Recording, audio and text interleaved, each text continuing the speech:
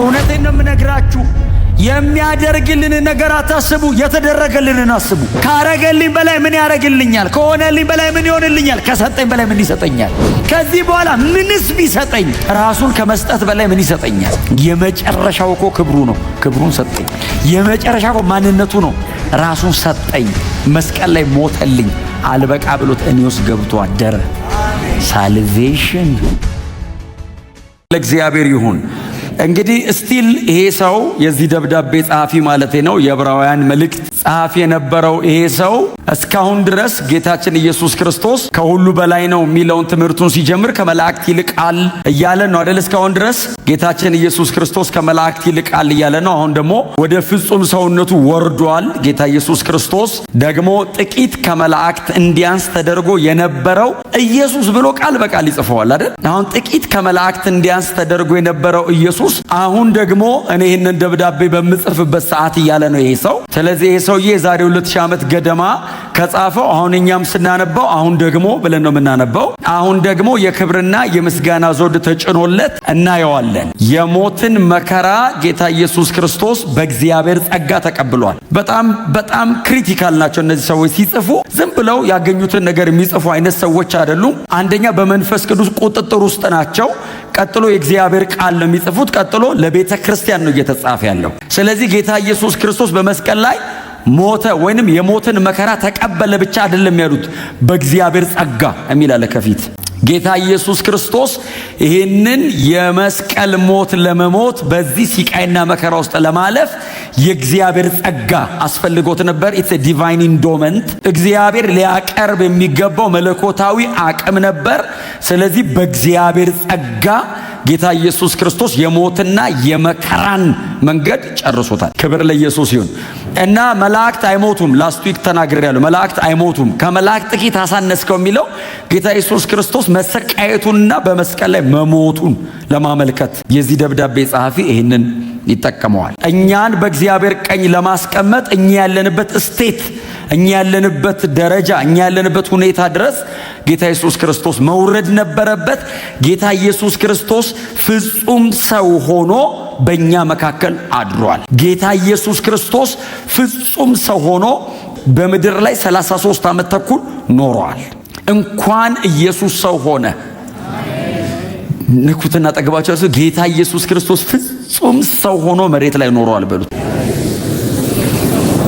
ይሄ ወንጌል ነው። ኢየሱስ ሰው ባይሆን ክርስትና የሚባል እምነት አይኖርም። ኢየሱስ ሰው ባይሆን እኛ አንጸድቅም። ኢየሱስ ሰው ባይሆን በመስቀል ላይ አይሞትም። የኢየሱስ ክርስቶስ የመስቀል ሞት ነው ያዳነኝ። ለዛ ነው አንደኛ ዮሐንስ ላይ ሲናገር ኢየሱስን በስጋ እንደመጣ የማይቀበል የተረገመ ይሁን ይላል። ኢየሱስን በስጋ እንደመጣ የማይቀበል ባይዘው አምላክ እንደሆነ የማይቀበል አይደለም። በስጋ እንደመጣ የማይቀበል ኢየሱስ ስጋ የሚመስል ነው የለበሰው የሚል ኢየሱስ ስጋ አልለበሰም የሚል ዶሴቲዝም የኖስቲኮች ትምህርት የተረገመ ይሁን ይላል። ከቸርች ላይ ዳራ ሲዙት አይደለም የሚለው አናቴማ ነው የሚለው። ሰይጣን በወደቀበት ይውደቅ ነው። ኢየሱስ ሰው አልሆነም ካለ አልዳንክም እያለ ነው። ቀጥሎ ሳልቬሽን የለም። በእግዚአብሔር ፊት መቆም አይቻልም። ተክቶኝ ነው ኢየሱስ የሞተው መስቀል ላይ። በመስቀል ላይ ለመሞት ፍጹም ሰው መሆን ነበረበት። ኢየሱስ ሆነ፣ አረገው። እማይሆን ነገር ሆነ፣ እማይቻል ነገር ተቻለ። አምላክ ሰው ሆነ። አይሆንም፣ ይሄ ሆነ። ሊሆን አይችልም፣ ሆነ። በእውነት ነው የምላችሁ፣ ሰውን ወደ ምንም ማሳደግ ይቀላል አምላክን ሰው ከማድረግ። ሊሆን አይችልም። መለኮት እኛ መሃል ስጋ ለብሶ አደረ። ውስን ስብስብ ብሎ ቁጭ አለ። ደክሞተኛ ቀስቅሰው ከእንቅልፍ አስነሱት። አንተን የሚጠብቅ ለዘላለም አይተኛም የተባለ አምላክ እንቅልፍ ያዘው። እጁን ከፍቶ ፍጥረት የሚመግብ አምላክ እርቦት ምግብ ግዙ አለ። መለኮት ሰው ሆነ። የዚህ ደብዳቤ ጸሐፊ ጥቂት ከመላእክት ያሳነስከውን ኢየሱስን ይላል። ሰው መሆኑ ኢንካርኔሽን፣ አምላክ በመካከላችን ስጋ ለብሶ ማደሩ እኮ እግዚአብሔር ያስረዳል። በእውነት እንዲገባን እኔ ጸልያለሁ። ኢየሱስ ሰው ሆነ። አዎ የምንለው አይደለም ማበድ። ጳውሎስን እንደ እብድ ያደረገው ምንድነው? ወንጌል ገባኝ እኮ ነው። ክብሩን አስጣለው፣ ዝናውን አስጣለው። እጅግ በጣም ምጡቅ ሰውዬ መንገድ ለመንገድ ተንከራታች በየእስር ቤቱ ዘዋሪ ያደረገው ምንድን? እንደ ሌባና እንደ ወንበዴ የምታሰረው ለወንጌል ነው አለ እኮ በግልጽ። እኔ ሌባ አይደለም ወንበዴ አይደለም አለ። የተከበርኩ ሰው ነኝ። በየእስር ቤቱ ከሌባና ከወንበዴ ጋር አብሬ የምታሰረው ለወንጌል። ወንጌል ገባኝ ምን ላድርገው አለ። ክብር ለኢየሱስ ይሁንለት። የክርስቶስን ሲቃይ ታስብ። አንዳንዱ ነገር አሁን ቅድም ሲዘመር ሴንስ አድርጋችሁታል። አንዳንዱ ነገር አለመዘመር ጥሩ ነው፣ ዝም ብሎ መስማት፣ ምን እያለ እንደሆነ ማወቅ። አንዳንድ ነገር ለምደን እንደግምና ምንም አይመስለንም። ማሰብ ሞተልኝ ስል ሞተ እያልኩ አይደለም፣ ሞተልኝ ነው እያልኩ ያለሁት። ኢየሱስ የሞተው ሞትን ልቅመስ ብሎ አይደለም፣ ለእኔ ህይወት ለመስጠት። ምንም ሌላ ኢንቴንሽን የለውም። ኢየሱስ እንደማሸንፍ ላሳያቸው አይደለም ያለው፣ ላድናቸው ብሎ ነው የሞተው።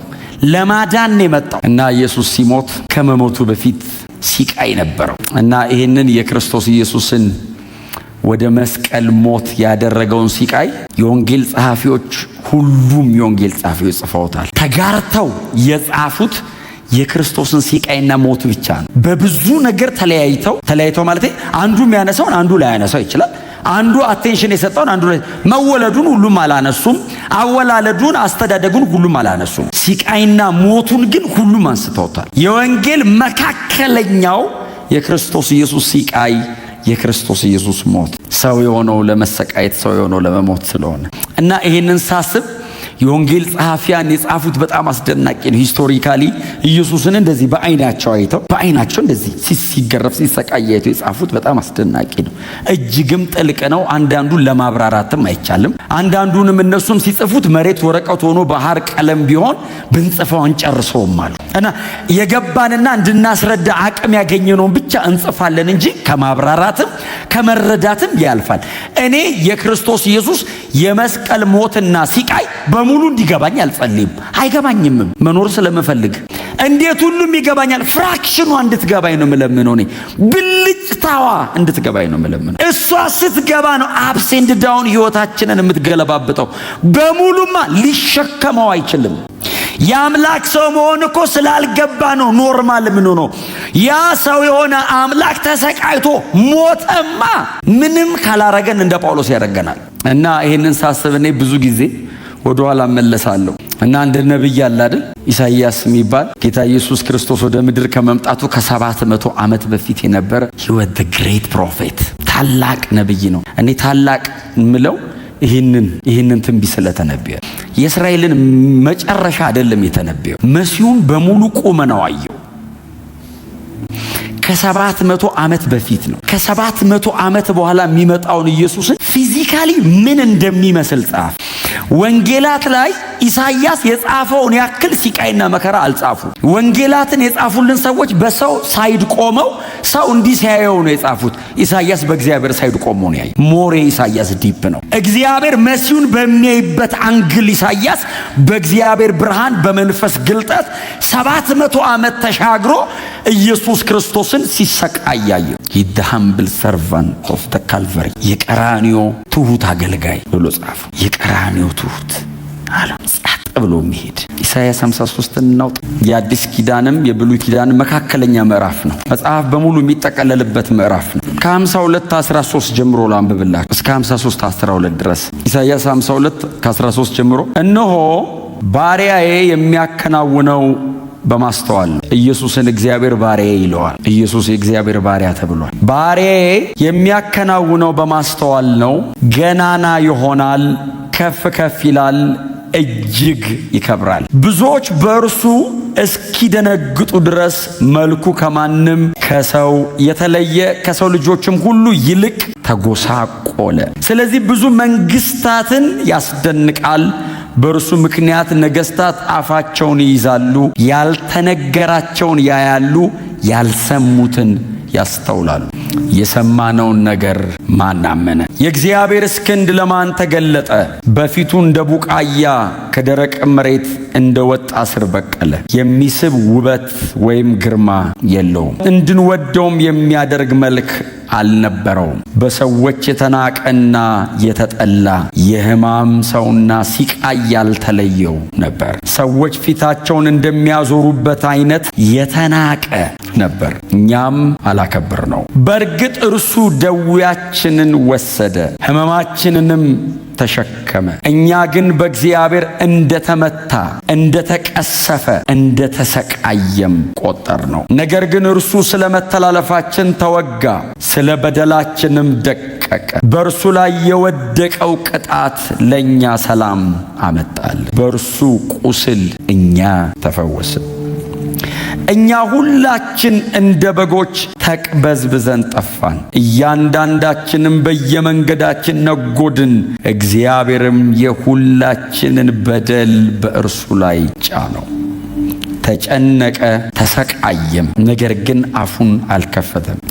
እንደ ጠቦትም ለእርድ ተነዳ፣ በሸላቾቹ ፊት ዝም እንደሚል በግ አፉን አልከፈተም። በማስጨነቅና በፍርድ ተወሰደ። ስለ ሕዝቤ ኃጢአት ተመትቶ ከሕያዋን ምድር እንደተወገደ ከትውልዱ ማን አስተዋለ? በአፉ ተንኮል ሳይገኝበት ምንም ወንጀል ሳይሰራ አሟሟቱ ከክፉዎች መቃብሩም ከባለጠጎች ጋር ሆነ። መድቀቁና መሰቃየቱ የእግዚአብሔር ፈቃድ ነበር። እግዚአብሔር ነፍሱን የኃጢአት መስዋዕት ቢያደርገውም እንኳ ዘሩን ያያል፣ ዕድሜውም ይረዝማል። የእግዚአብሔርን ፈቃድ በእጁ ይከናወናል። ከነፍሱ ሲቃይ በኋላ የሕይወት ብርሃን ያያል፣ ደስም ይለዋል። ጻድቅ ባሪያዬ በእውቀቱ ብዙዎችን ያጸድቃል፣ መተላለፋቸውንም ይሸከማል። ስለዚህ ድርሻውን ከታላላቆች ጋር እሰጠዋለሁ፣ ምርኮንም ከኃያላን ጋር ይካፈላል። እስከ ሞት ድረስ ሕይወቱን አሳልፎ በመስጠቱ ከክፉ አድራጊዎችም ጋር በመቆጠሩ የብዙዎችን ኃጢአት ተሸከመ፣ ስለ አመፀኞችም ማለደ። ይሄ የኢሳይያስ 53 የሚታወቀው ሰፈሪንግ ሰርቫንት የሚል ነው የሚታወቅበት ርዕሱ። የሚሰቃየው አገልጋይ እግዚአብሔር አባቱ በላዩ ላይ ቁጣውን ያወረደበት፣ ስለ ሰው ልጆች ኃጢአት ማንም ሊሄደው የማይችለውን መንገድ በፍጹም መገዛትና መታዘዝ የተራመደውን፣ ከሁሉ ይልቅ የተጣለ የተተወ የተናቀና የተጠላውን ጌታ ኢየሱስ ክርስቶስን ኢሳይያስ አየው። የኢሳይያስ 53 ለብዙ ዓመታት በአይሁዳውያን ምኵራብ እንዳይነበብ ተከልክሏል። ለብዙ ዓመታት እንደዚህ አይነት መሲህ አንጠብቅም፣ እንደዚህ የሚዋረድ እንደዚህ የሚሰቃይ አንተ ባየው አይነት መጠን ዝቅ የሚል በሰው መካከል በእንደዚህ አይነት ቁመና የሚኖር መሲህ የለንም። እኛ የምንጠብቀው መሲህ በዳዊት ዙፋን ላይ የሚቀመጥ ሰረገላ ላይ ተቀምጦ እስራኤልን ከጠላቶቿ አድኖ ነፃ የሚያወጣን የምንጠብቀው፣ የሚዋረድ የሚሰቃይ የሚንከራተት ብሎም በመስቀል ላይ እርቃኑን የሚሞት እንደዚህ አይነት ከወንበዴዎች ጋር ሞቱን ከባለጠጎች ጋር መቃብሩን የሚካፈል እንደዚህ አይነት መሲህ የለንም፣ አይነበብም ተብሎ በአይሁዳውያን ምኵራብ ለ100 ዓመታት ኢሳይያስ 53 አይነበብም። ፎርቢድን ነው፣ የተከለከለ። የከበረውን ክርስቶስን እንደ ኢሳይያስ ያየ የለም። ምዕራፍ 6 ላይ ኢሳይያስን ያየው በረጅምና ከፍ ባለ ዙፋኑ ላይ ተቀምጦ አየሁት። የቀሚሱ ዘርፍ መድረኩን ሞልቶታል። ኪሩቤልና ሱራፌል በዙሪያው አሉ። ጩኸት ነበር። ከጮኻዩ ድምፅ የተነሳ የመድረኩ መሰረት ይናወጣል። እኔም ባየሁት ጊዜ እነሆ አንደበቴ ረከሰብኝ፣ አንደበቱ በረከሰ መካከል የምኖር ነኝ አልኩ። ይሄ ግሎሪፋይድ ክራይስት ነው፣ የከበረው ክርስቶስ ነው። አብን አይደለም ያየው። ምዕራፍ 6 ላይ ሂዱና ዮሐንስ 13ን አንብቡ። በ6ኛው ምዕራፍ ያየውን ነው በ53ኛው ምዕራፍ ሲሰቃይ ያየው። የከበረ ብለው የሚጠብቁትን መሲህ የተነበዩ ኢሳይያስ ነው። መሬት ላይ ሰው ሆኖ ሲወርድ ግን ይሄኛው ነው። እኔ ኢሳይያስ በ12 ቁጥር ውስጥ ያስቀመጣቸውን እነዚህ የተጠቀጠቁ መከራዎች አንዱን እንኳን ለመቀበል ፈቃደኛ አይደለን። አንዷን ኢየሱስ ይሄን ሁሉ ወስዶታል። አንዱን ለመሄድ ፈቃደኛ አይደለንም። ኢየሱስ ይሄን ሁሉ መከራ ሄደው ለሱ አይደለም፣ ለኔ ነው። እኔ ኃጢአተኛው፣ እኔ በደለኛው፣ እኔ ይሄ ሞት የሚገባኝ ሰው አንዷን ለመሆን ፈቃደኛ አይደለሁም። ከዚህ ውስጥ ለምሳሌ የተጠላ የሚለውን ፈቃደኛ አይደለሁም ለመውሰድ። ሰው ሁሉ እንዲወደን እኮ ነው የምንፈልገው። አገር በሙሉ እንዲቀበለን ነው። ኢየሱስ የተጠላ ይላል። የተናቀ የሚል ቃል አለ። አንፌቨርድ ነው። አታየውም፣ ባይንህ ደም ግባት የለውም፣ አትወደውም። አይወዱትም። ኢየሱስን መሬት ላይ ያለ ማንም አይወደውም። ስለሚያደርገው ተአምር ስለሚያበላቸው ነው የሚከተሉት። አይወዱትም። ማንም ሰው አይቶ ሊወደው ይችላል።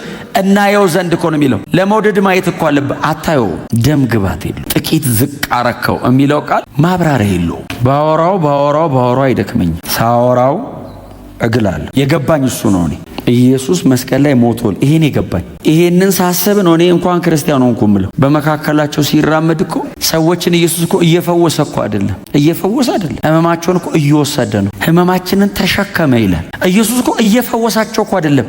እኔ እኮ ብጸልይ እኮ ትፈወሳለህ፣ ህመምን አልሸከመውም እኔ። ኢየሱስስ ተቀብሎ ነው። ኢየሱስ አራግፎት አይደለም ወስዶት ነው። ይህንን ቃል እኮ ማቴዎስ ሲነግረን አያሌ የታመሙ ሰዎችን ወደ ኢየሱስ አመጡ ይልና ፈወሳቸው ይልና ህመማችንን ተቀበለ ደዌያችንንም ተሸከመ የሚለው ቃል ተፈጸመ ይላል።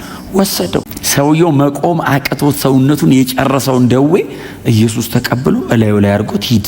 ያንን ሲቃይ ኢየሱስ እየተካፈለው ነው። ያቺ ሴት ትዝ ትላችኋለች፣ አመንዝራ የተገኘችው ሴት በድንጋይ ሊወግሯት ሲሉ እኮ ጌታ ኢየሱስ ክርስቶስ ምንም የለባትም አይደለም ያለው፣ የሌለበት ይውገራት ነው ያለው። ከዛስ ትቶላትና ተትቶላት እኮ አይደለም፣ በምትኳ እኔ ሞታለሁ እኮ ነው ህጉ የሚጠይቀው ነው። ነገሩ ሞት ያስመጣለው እኔ ሞትልሻለሁ በሰላም ሂጂ። ጎናቸው ያለውን ሰው ተራግፎልህ አይደለም ወስዶልህ ነው በሉት። አይ መንገድ ላይ ጥሎልኝ አይደለም ተቀብሎኝ ነው። የኢየሱስ ሲቃይ በጣም ዲፕ የሆነው የዓለምን ሁሉ ወስዶ ነው። የህማም ሰው ይመስላል እንዲህ ስታየው፣ ደዌን ያውቃል። ለምን? የዓለምን ሁሉ ተሸክሞ ነው። ተሸከመ። ዓለም ላይ ያለውን የኛ የሆነውን በሙሉ ወሰደ ኢየሱስ ላይ ያደረገው። በጣም ትንሽ ህመም ሲያመን መንቀሳቀስ አንችልም። የዓለምን ሁሉ መሸከም ምን ማለት ነው? አይገባኝም። እንዴት ወካ አረገ ተሸክሞት? እንዴት ኖረስ? ያንን ሁሉ ሲቃይ ላይ አድርጎ ትዝ ይላችኋል ወንጌላት ላይ የመጨረሻዋ ሰዓት ስትደርስ 11ዱን ቁጭ ያረጋቸውና ይሁዳ ሄዷል። 11ዱን ቁጭ ያረጋቸውና የጨለማው ሰዓት ደረሳለ። ነፍሴ እስከ ሞት ተጨነቀች። የዘላለም አምላክ ፊታቸው ቆሞ ነፍሴ አላቸው እስከ ሞት ድረስ ተጨነቀች። አልገባቸውም ምን እያወራ እንደሆነ። ልሞት ነው፣ ነገ መስዋዕት ልሆን ነው አላቸው ለነ ጴጥሮስ። ኑ እንጸልይ አላቸው። ቅድም ስንሰማው ነበር። ይዟቸው ሄደ። ጸልዩ ብሏቸው ትቶ ሲሄድ የዚህ ዓለም ገዢ ወደ ኢየሱስ መጣ። ሊያስጨንቀው ጀመረ። አባቱ ተወው፣ ተንበረከከ። አባት ሆይ አለው፣ ብትወድ ይህች ጽዋ ከኔ ትለፍ፣ ነገር ግን የኔ ፈቃድ ሳይሆን ያንተ ፈቃድ ይሁን አለው። አልቻለም። አባት ሆይ እባክህ ሲለው አብ የሚያበረታው መልአክ ላከለት። የሚያበረታው ያስፈልገው ነበር፣ አቅም የሚሰጠው የሚያበረታው መልአክ መጥቶ አበረታው። ተነስቶ ደቀ መዛሙርቱን ሲያቸው ተኝተዋል፣ ቀሰቀሳቸው። አንደርስታንድ አላረጉትም። ኢየሱስ እየሄደ ያለውን መንገድ አልተረዱትም። የኢየሱስን ሲቃይ፣ አጎኒውን፣ ትግሉን ሊረዱት አልቻሉም። ቀሰቀሳቸው። ተነሱ፣ ጸልዩ። በጸሎት እኮ እንዲያግዙት ነው፣ እንዲያግዙት አብረቱ እኮ እንዲጸልዩለት ነው። ተኝቷል። ተነሱ፣ ወደ ፈተና እንዳትገቡ ትጉና ጸልዩ ብሎ ተመልሶ ሄዶ እኮ አልጸለየም አይደል? ሊያዝን ሊተክዝና ሊጨነቅም ጀመር ይላል። ቃል በቃል ኢሳይያስ እንደዚህ ያለው ተጨነቀ ተሰቃየም ይላል። እንዴት ዲፕ ነው ሰፈሪንጉ! ተጨነቀ፣ ተሰቃይ፣ ተንበርክኮ ፕሮፐርሊ መጸለይ አቃተው ኢየሱስ። አባቶ ብትወድ ይህች ጽዋ ከኔ ትለፍ ያለ ኢየሱስ መጸለይ አቅቶት አለ። ምክንያቱም ከፊቷን ክሮስ ይጠብቀዋል። በዚያ መስቀል ላይ ኃጢአትን አይቶ የማያልፍ አብ ለኃጢአት ያለውን ቁጣ በሙሉ ያፈሳል። ለዘላለም በቅፉ የኖረው አባቱ ያንን ስለ ሰው ልጆች የተሰራ በደልና ኃጢአት ያለውን የቁጣ ጉልበት አብ ኢየሱስ ላይ ሊጨርስን ብትወድ ይህች ጽዋ ከኔ ትለፍ ሲል አብስ እቺን ካፕ ኮናል መስቀል ላይ መጠጣት ጽዋ ሲል አብ ጠጣት አለው። ሌላ እነሱን ማዳኛ መንገድ የለም። ጥላሁንን ለማዳን ጌታ ኢየሱስ ክርስቶስ መጸለይ አይበቃውም፣ መስቀል ላይ መሞት ጠይቆት። ስለዚህ ተንበርክኮ ነገሩ እንደማይቀየር ገብቶታል። ተጨነቀ፣ ተሰቃየ። የዓለም ሁሉ ኃጢአት እላዩ ላይ አለ። የሚያበረታው መልአክ መጥቶ ሲያበረታው ይሄ እንደ ደም ነጠብጣብ ያለ ላብ አላበው የሚለው ሊትራል ነው፣ በቁሙ ነው ቃሉ።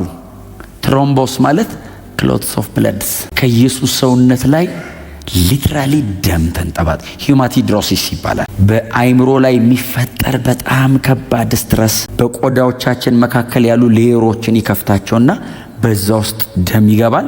በላብ መውጫ ቀዳዳ ደም ይወጣል። ኢየሱስ ይሄ አሁን ህመም ነው፣ በሕክምና ህመም ነው። ይህንን ህመም ኢየሱስ ኤክስፔሪየንስ አረገ። ደም ከላዩ ላይ አንጠባት። ዱብ ዱብ ዱብ አለ ደም። ስትረሱ ከኔ ተለፍቺ ጽዋይልና ዞሮኛ ነይናል ሲን ያንተ ፈቃድ የኔ ፈቃድ እንዳይሆን ይላል። እኛን እያየ ኢየሱስ መንገዱን ይራመደዋል። አብ ጨከነ ከሰማይ ሌላ መንገድ የለም፣ መንገዱ ይሄ ነው። ተሰቃይቶ በዚህ ሁሉ መከራ መካከል አልፎ ቀጥሎ ሞትን ቀምሶ በመስቀል ላይ ሞቶ ነው የሚያድነን። የኔን ሞት ነው ወስዶ የሞተው፣ እሱ ሞት አያውቀው። የኔን የወሰደው እኔ በህይወት እንድኖር የድነቴን ራስ በመከራ ፍጹም ሊያደርገው የተገባ ነበር። ጌታ ኢየሱስ ክርስቶስ ደሙን ጠርጎ የሚያበረታውን መልአክ ጨርሶ ወደ ደቀ መዛሙርቱ መጣና ተነሱ እንሂድ አላቸው። ሊሞትላቸው ከተራራ ላይ ሲወርዱ ኢሳይያስ ሲያይ አንደኛው ሰውዬ ውስጥ ገብቶ የሚያይ ይመስላል። ስናየው ይላል በእንትኑ መሃል ኢሳይያስ 53 ላይ በመሃል ስናየው ከ700 ዓመት በኋላ እኮ ነው የዕለት ሁለት የነበረው አንድ ሰውዬ ውስጥ የገባ ይመስላል። ኢሳይያስ አብሮ እንደዚህ ያየዋል። ኢየሱስ ከ11 ጋር አብሮ ሲወርድ ህዝብ ተሰብስቦ ቆመጥ፣ እንደገና ጭሬ፣ እንደገና ሰይፍ ይዘው የሮማውያን ወታደሮች ከአይሁድ የህግ መምህራን ጋር ይሁዳ እየመራቸው መጡ። ይሁዳ እንደዚህ ብሏቸው ነበር፣ ሄጄ እምሰማው እሱ ነው። ለምን መሰላችሁ እንደዛ ያለው? ጌታ ኢየሱስ ክርስቶስ ከ11 አይለይም ነበር። ፊዚካሊም ብታየው አይለይም። እንደዚህ ማጠገባቸውም ሲቀመጥ የተለየ ወንበር የለውም። አንድ ላይ ነው የሚቀመጡት አብረው። ግር ብሎ ነው ኢየሱስ የሚሄደው እና አንዳንዶች ላይለዩት ይችላሉ። ሮማውያን ፕሮግራማቸው ስላልሆነ ላይለዩት ይችላሉ። ሄጄ እምሰማው እሱ ነው። ተሳስታችሁ ጴጥሮስን እንዳትወስዱ፣ አንዱን ከመሃል እንዳትወስዱ፣ እምሰማውን የትኛው ነው ብለው ግር ብሎ ሲመጡ ይሁዳ 3 ዓመት ተኩል አብሮት የኖረ እንጀራዬን የበላ ተረከዙን አነሳብኛል።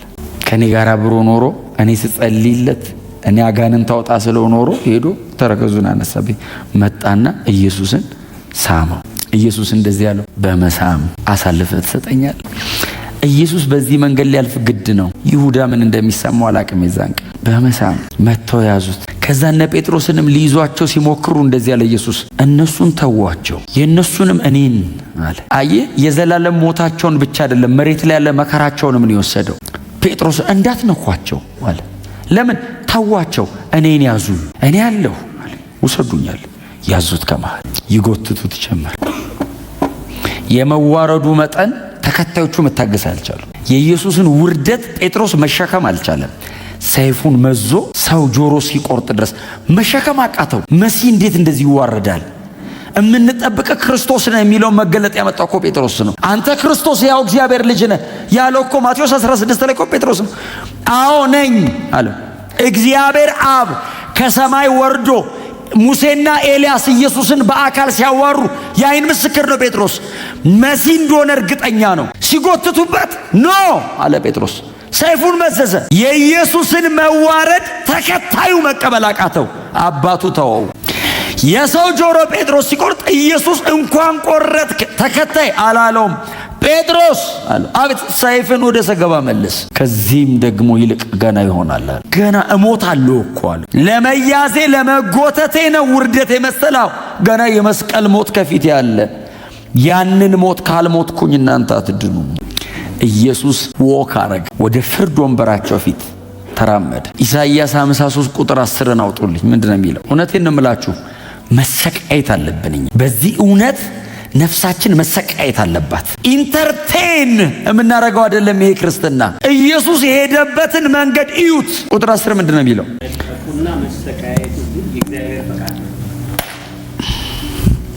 የቀድሞ ትርጉም ያዘሰዋል። ምንድነው የሚለው? እግዚአብሔር በደዌ ያደቀው ዘንድ ፈቀደ። አባቱ በደዌ ያደቀው ዘንድ። ጉዳዩ የአባቱና የልጁ ነው። አብ ኢየሱስ ላይ የመጨከኑን መጠን ሲነገር አባቱ በደዌ ያደቀው ዘንድ ፈቀደ። ይሁን አለ አብ። ከመላእክት ጥቂት አሳነስከው የሚለው የክብርና የምስጋና ዘውድ ጫንክለት በሚለው በእነዚህ ሁለት ሐረጎች መሃል የተካሄደው ዘላለም ነው። የኛን ዘላለም እግዚአብሔር ለመቀየር አንድ አረፍተ ነገር አይደለች? ዕብራውያን ምዕራፍ 2 ላይ አንድ አረፍተ ነገር እኮ ናት። በሞትና በስቃይ ውስጥ ያለፈውን ኢየሱስን አሁን ደግሞ የክብርና የምስጋና ዘውድ ተጭኖለት እናየዋለን። አንድ አረፍተ ነገር እኮ ናት። ሁለቱ ሐረጎች አረፍተ ነገሩን ከገነጠላችሁት ዘላለማችን ያለቀው እዛ መሃል ነው። የዚህ ደብዳቤ ጸሐፊ የክርስቶስን ስቃይ እንደዚህ አድርጎ ነካክቶ ገባበት። ነካክቶ እንዲዳስሱት አድርጎ እንደ ቶማስ ገባበት። ቀጥሎስ የሚቀጥሉት ምዕራፎች ላይ ይመጣል። ክህነቱ ጋር ሲመጣ የጌታ የኢየሱስ ክርስቶስን ስቃይ ያስዳስሳቸዋል። ያ ፈቃድ ኢየሱስ ስለሚወደኝ ብቻ አይደለም፣ እግዚአብሔር አብን ፈቅዷል። ኢየሱስ ለዛ ነው ለፈሪሳውያንና ለሮማውያን መልስ የለውም። ከአባቱ ጋር ነው የሚያወራው። አባቱ በደዌ ያደቀው ዘንድ ፈቀደ።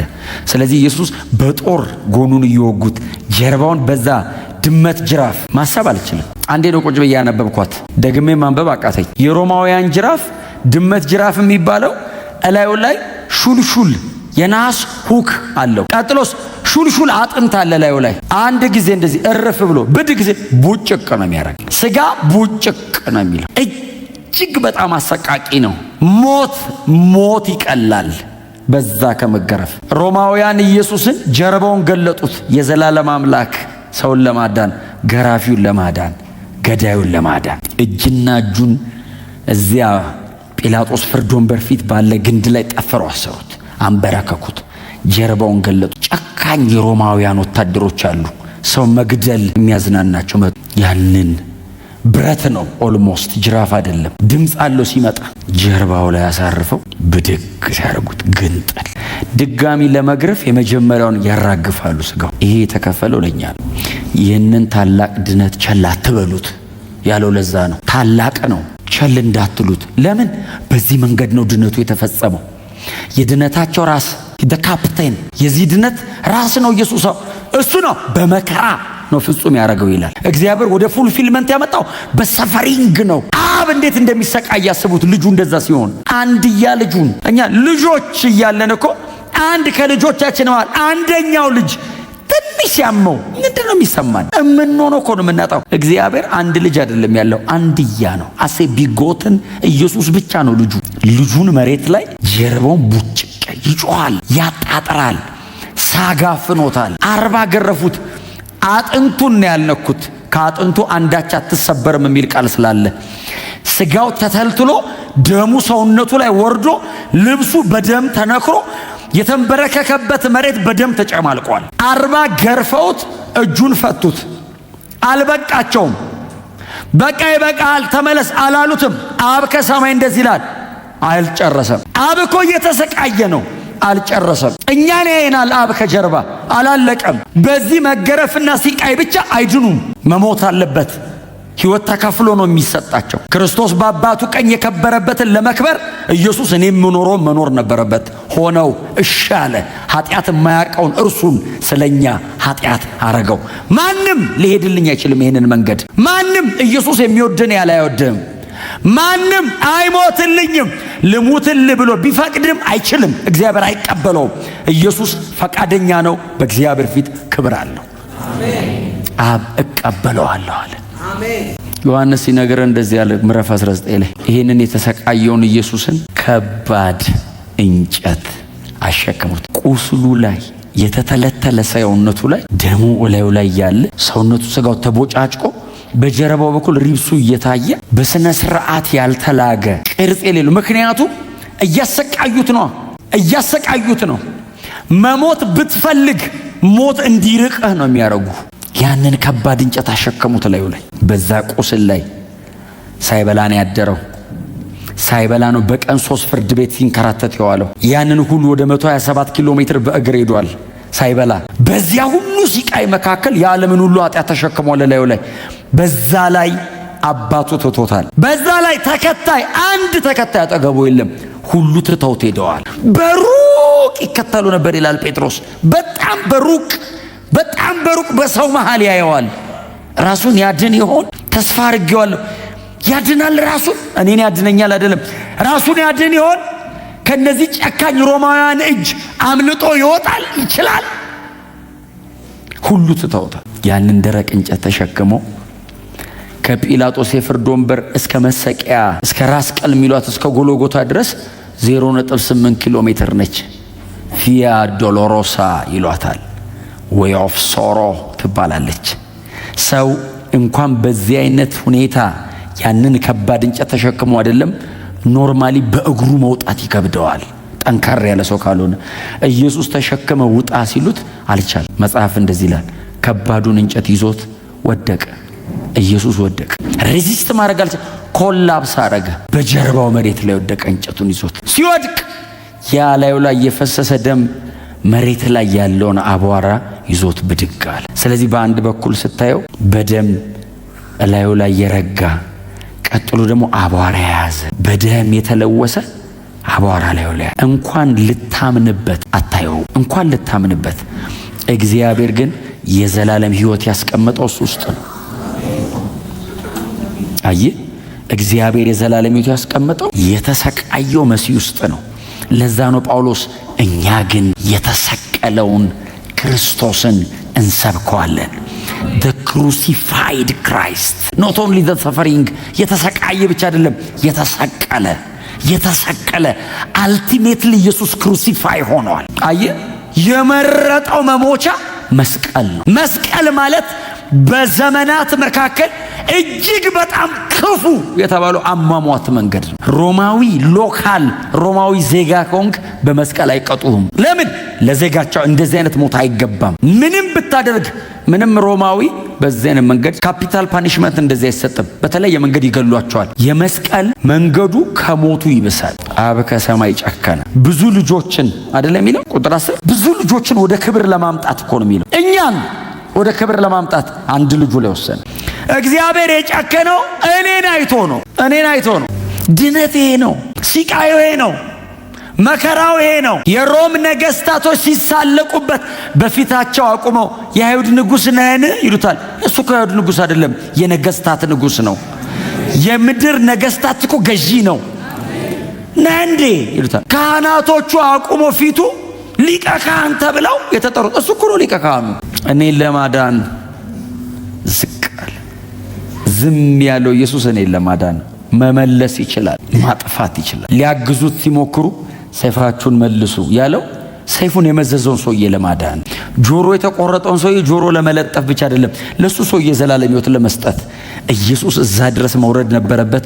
እሺ ብሎ ወረደ። ድነት ሳልቬሽን አይ ከጨጓራ መዳን አይደለም ድነት፣ ጉንፋን ማስለቀቅ አይደለም ድነት። አምላክ ሰው ሆኖ መስቀል ላይ ነው የሞተው። አይ የሆነ የሞተ ሰው አምጥቶ ተጸልዩለት ተነሳ አልተነሳ ይሄ አይደለም ድነት። ሳልቬሽን ከዘላለም ሞት ዳንኩት ነኝ። አይ ሞት ኢንተራፕት የማያደርገው ሞት የማይበጠብጠው ህይወት የተሰጠኝ ኢየሱስ ሞቶልኝ ነው። ሞት ለምንድን ነው የማያስፈራ? ኢየሱስ ሞታ፣ ሞትን ይዞት ሞተ። የንጽህናውን መጠን ይኸውና የሰው ልጆች የኃጢአት ጥልቀት ይኸው። ኢየሱስ የዚያ የኃጢአት ጥልቀት ውስጥ የገባው በዛ ንጽህናው ነው። ኃጢአት የማያቀውን እርሱን ኢየሱስ ኃጢአት የማይሰራ አይደለም፣ ኃጢአት የማያቅ ነው። አያቅም ኃጢአት። የንጽህናው በሰው ቋንቋ ሊብራራ የማይችለው ኢየሱስ ኃጢአት ሆነ። እኔ አይደለም ያልኩት፣ ገላትያ ምዕራፍ 3 ኃጢአት ሆነ። በዚህ አንደርስታንዲንግ ተከተሉት። መሰቃየቱና መሞቱ ሁሉ አይናችን ፊት ይምጣ። እውነቴን ነው የምነግራችሁ። የሚያደርግልን ነገር አታስቡ፣ የተደረገልንን አስቡ። ካረገልኝ በላይ ምን ያረግልኛል? ከሆነልኝ በላይ ምን ይሆንልኛል? ከሰጠኝ በላይ ምን ይሰጠኛል? ከዚህ በኋላ ምንስ ቢሰጠኝ? ራሱን ከመስጠት በላይ ምን ይሰጠኛል? የመጨረሻው እኮ ክብሩ ነው። ክብሩን ሰጠኝ። የመጨረሻው ማንነቱ ነው። ራሱን ሰጠኝ። መስቀል ላይ ሞተልኝ። አልበቃ ብሎት እኔ ውስጥ ገብቶ አደረ። ሳልቬሽን ያልበቃ ያለው ኢየሱስ ያንን እንጨት የቀሬናው ስምዖን ነው ስሙ ተሸክሞለት እዚያ መስቀል መሰቂያው ድረስ ይዞለት ሄደ። ወስደው መስቀል ላይ ቸነከሩት። እዚህ ጋር ነው ሳምንት መቀጠለዋለሁ። እዚህ ጋር አይደለም የበሱት፣ እጁን እዚህ ጋር ነው የበሱት። ፊዚዮሎጂካሊ በጣም በሕክምና ነርቡን ምናምን የቆረጡት ባይዘው። የመስቀል ሞት መስቀል ላይ መሰቃየት ብቻ እንዳይመስላችሁ። ባዮሎጂካሊ አንዳንዱ ነገር እዚህ ጋር ማውራት አንችልም። አንዳንዱን ጉዳይ መስቀል ላይ የሚሰቀል ሰው ምንም ነገር መሆን አይችልም። ባይዘው ደሙን የሚሄድበትን ይቆርጡታል፣ ነርቭ ይበጥሳሉ። የሆነ ገምተው አይደለም የሚያረጉት፣ የታቀደ ቦታ ነው። ለምን? የሲቃዩ አካል ነው። እጁ ተበስቶ መንጠልጠል አይደለም ጉዳዩ። እዚህ ውስጥ የሚቆረጥ ነገር አለው። አብረው ይቆርጡታል። ያንን ሁሉ ሲቃይ ኢየሱስ መስቀል ላይ ሲሰቃይ ዝም አለ። አልበቃ ብሏቸው ጎኑን በጦር ወጉት። ዮሐንስ ነበር አይደል እንደዚህ ብሎ ጎኑን ሲወጉት የወጣውን አይቶ ዮሐንስ ብቻ ነው ያየው የጻፈው። ደምና ውሃ ወጣ ከጎኑ አለ። ደም ብቻ ሳይሆን ውሃ ድሬን አረግ። ተጠማሁ ማለት እኮ ሲስኮሲስ ድሬን ማለት ውሃ ጠማኝ አይደለም፣ ፈሳሽ አለቀ ከሰውነቱ። ቆዳው አጥንቱ ላይ ተለጠፈ። ምንም ፈሳሽ ሰውነቱ ውስጥ የለም፣ ሙልጭ አለ። እዛ ደረቅ እንጨት ላይ የኢየሱስ ደም ፈሰሰ። እንጨቱ በኢየሱስ ደም ራሰ። የዓለምን ሁሉ ኃጢአት የሚያስወግድ የእግዚአብሔር በግ። እግዚአብሔር ያንን ደም አየ። ከሰው ጋር ታረቃለሁ አለ። የድነታችሁን ራስ በዚህ መንገድ ፈጽሜዋለሁ፣ ብዙ ልጆችን ለክብር አመጣለሁ አለ። ቻለ ኢየሱስ። ለእኔ የተከፈለ ነው ወዳጆቼ። እማመሰግነው ስለሞተ ብቻ አይደለም፣ ስለሞተልኝ ነው። ኢየሱስ ባይሄደው ይሄን መንገድ እኔን ነው ሂድ የሚለኝ። እኔ ደግሞ መሄድ አልችልም። የዘላለም ፍርድ ነው ላይ የሚመጣው። ላረገው አልችልም፣ እኔ አልችለውም። ስለዚህ እግዚአብሔር ከቁጣው በታች ይጥለኛል። ስለዚህ አንተ አትችልም፣ እሱ ይሂድልህ አለኝ። ለዛ ነው አየህ፣ በጣም ቲንከርስ አይደሉም ወንጌልን የሚያገኙት። በስብከት ሞኝነት የሚያምኑትን ያድን ዘንድ የእግዚአብሔር በጎ ፈቃዱ ነው። ኢየሱስ በዚህ መንገድ መስቀል ላይ ሞተ፣ የዘላለም ሕይወት ይሰጣል ሲባል አንዳንድ ሰው አይመስለኝም ይላል። እሱ ስላልመሰለው ኢየሱስ በየዓመቱ አይሞት ከፈለገ መቀበል ነው። ካልሆነስ ሶሪ እግዚአብሔር ልጁን በየዓመቱ አይገልም። የመጨረሻው ይሄ ነው። ድነት በእኔ በኩልና በእግዚአብሔር በኩል እኩል አይደለም። ይሄን ብዙ ጊዜ ነው የምናገረው እኔ። ድነት በእኔ በኩል ቅድም አላያችሁ ሞተልኝ ስንል ኤክሳይትመንቱ እንዴት ኢንጆይ እንዴት እኔ ሆኖ ነው የማጣው። ለምን ሞተልኛ? አብስ በጀርባ በኩል ቆሞ ልጁን ሲያዩ አንድ ልጄን ይላል፣ አንድ ልጄን ከፈልኩ፣ በዚህ ጉዳይ አልደራደርም ይላል። ልጄን የገደልኩት ይላል። አየህ፣ ምንም ነገር ባረግ እግዚአብሔር ቶለሬት ያደርገኛል። ልጁን ከገፋውበት እግዚአብሔር አይታገሰኝም። ልጄን ነው የሚለው። እግዚአብሔር የሚንገበገብለት ጉዳይ የልጁ የመስቀል ስራ ነው። ይንገበገባል። አብ ሴንሲቲቭ ነው። አብ እዛ ላይ በልጁ በኩል ከመጣ ያጸድቃል። ልጁንም ቢከልክ አይታገስም። ልጄን ነው አይታያይ ይላል። በልጄ በኩል ካልሆነ ከቁጣዬ በታች ነህ ነው የሚል። በክርስቶስ በኩል የሆነውንስ ከየትኛውም ዘር ቢሆን እግዚአብሔር ይቀበለዋል። ማንም ቢሆን እግዚአብሔር ይቀበለዋል። ልጅህን ካልከው አቤት ብሎ ይመጣል። ክብር ለኢየሱስ ይሁን። መቼም እንዳትረሱት። አንዴ ድግስን ደግስ አለች ዶሮ በሬን እናዋጣና እንደግስ አለች። እሺ ምን እናዋጣላት? እኔ እንቁላል አዋጣለሁ፣ አንተ ስጋ አዋጣለች። አየህ፣ እሷ ከተርፏ ነው፣ እሱስ ሞቶ ነው። አየህ፣ ድግሱ እኩል አይደለም ለሁለቱ። በሬ ድግሱን ሲያስብና ዶሮ ድግሱን ስታስብ እኩል አይደለም። አየህ፣ ድነት ለኔና ለእግዚአብሔር ተመጣጣኝ አይደለም። እግዚአብሔር ልጁን ገሎ ነው ያደረገው። እኔስ እጄን አንስቼ አምኜ ነው። አየህ፣ ሕይወት አስከፍሎታል እሱ።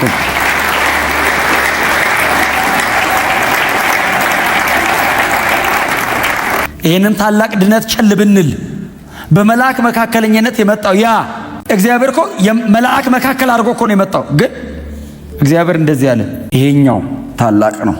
ያኛውን ቸል ያሉ ከተቀጡ አንፈልግም ባክህ ሙሴ ብለው ኖ ብለው የነበሩ ከተቀጡ፣ ይሄኛው በልጄ በኩል የሰራሁትን ታላቁን ድነት ቸል ብንል፣ አጠገባቸው እርሱ ኢየሱስ የሞተው ለእኔና ለአንተ ነው በሉት። እንዳተኙ ዛሬ ይሄን አስቡ።